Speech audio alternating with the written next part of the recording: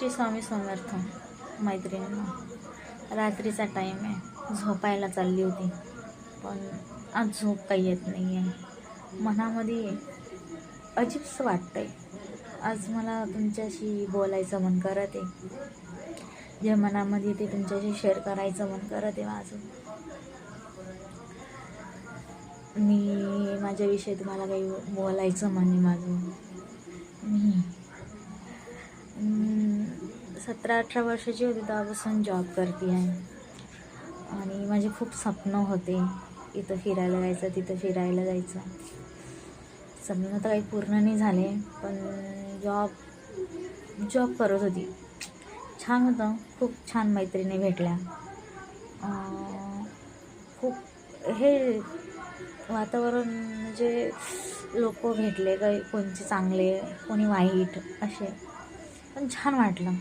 Experience म्हणजे जो हे होतं ना, ते खूप छान होतं. मला अनुभव भेटला जॉब करून मला. आणि मध्येच छान वाटत होतं जॉब करता सगळं चांगलं चाललं होतं. मध्येच माझं लग्न झालं, छान झालं, मस्त झालं, काही प्रॉब्लेम नाही आहे.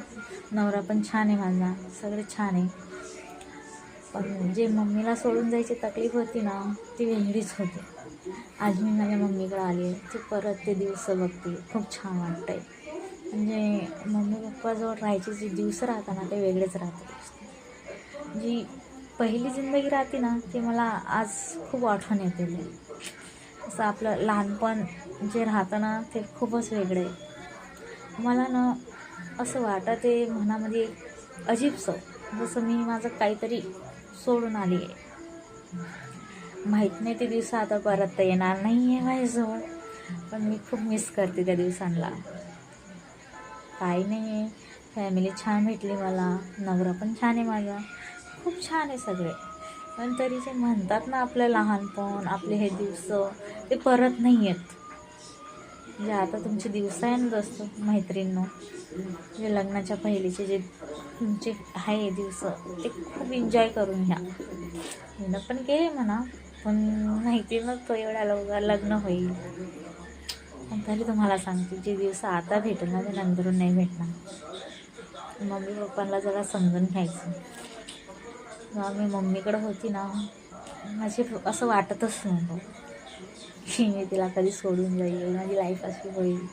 आणि मी मम्मीकडून खूपच लांब आहे, इतकी लांब आहे ना, मला खूप तकलीफ होती. काही नाही, आज मी माझ्या मम्मीजवळ आहे. म्हणजे